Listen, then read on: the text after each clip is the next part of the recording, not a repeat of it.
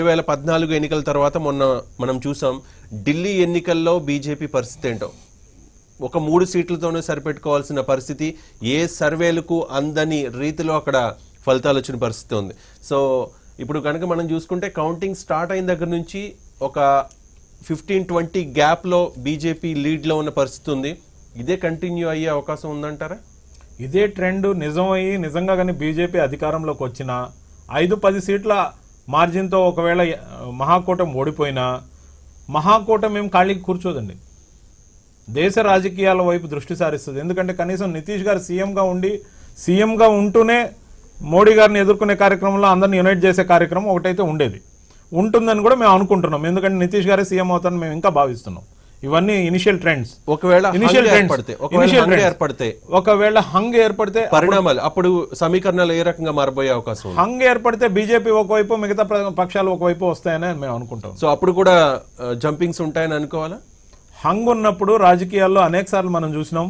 ఇప్పుడు హంగ్ మహారాష్ట్రలో ఏర్పడ్డప్పుడు ఏం జరిగింది, ఎన్ని రోజులు ప్రతిష్టంభన నెలకొంది, ఏ విధంగా కామన్ మినిమం అజెండా పెట్టుకున్నారా లేదా, ఒక్కొక్కసారి కామన్ మినిమం అజెండా పెట్టుకుంటారు, ఒక్కోసారి పెట్టుకోకుండానే నోటి మాటల ద్వారానే పొత్తులు ఏర్పడుతుంటాయి. కొన్ని విధాల ఆరోపణలతో పాటు హార్స్ ట్రేడింగ్ లాంటి ఆరోపణలు కూడా వస్తూ ఉంటాయి. కానీ ఇవన్నీ కూడా ఇప్పుడే మనం వాటి గురించి చర్చించడం అనవసరం.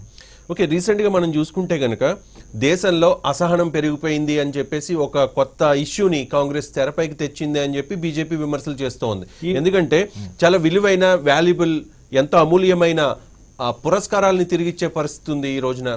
అంటే దీని అంతటికి కారణం ఒక కాంగ్రెస్ ఒక ప్లాన్ తో చేస్తోంది అని చెప్పి బీజేపీ విమర్శించే పరిస్థితి ఉంది. సొంత పార్టీ సహచర ఎంపీల నోర్లను అదుపులో పెట్టించలేని నాయకత్వం ఉంది కాబట్టి మోడీ గారు లాంటి నాయకత్వం. మోడీ గారు సహచరులైన ఎంపీలు పని పాట లేకుండా, సాధ్వి ప్రాచి ఎవరండి, ఒక మామూలు ఎంపీ. ఇకపోతే ఈమె ఆదిత్యనాథ్ ఎవరు, ఆదిత్యనాథ్ ఒక ఎంపీ, గిరిరాజ్ కిషోర్ గారు, వీళ్ళందరూ కొన్ని ఆరోపణలు చేస్తున్నప్పుడు వాళ్ళ నోరుకి తాళం వేయాల్సిన బాధ్యత, లేదా కనీసం నోర్లు సరిగా పనిచేయనప్పుడు వాళ్ళ మీద చర్య తీసుకోవాల్సిన బాధ్యత ఆ పార్టీ అధినాయకుడైన అమిత్ షా కానీ లేకపోతే సాక్షాత్తు ప్రధానమంత్రి గారు కానీ. ప్రధానమంత్రి గారు పార్లమెంట్ని ఎంతో రెస్పెక్ట్ చేస్తున్నట్టు ప్రధానమంత్రి గారు పార్లమెంట్లోకి ప్రవేశించే ముందు మెట్ల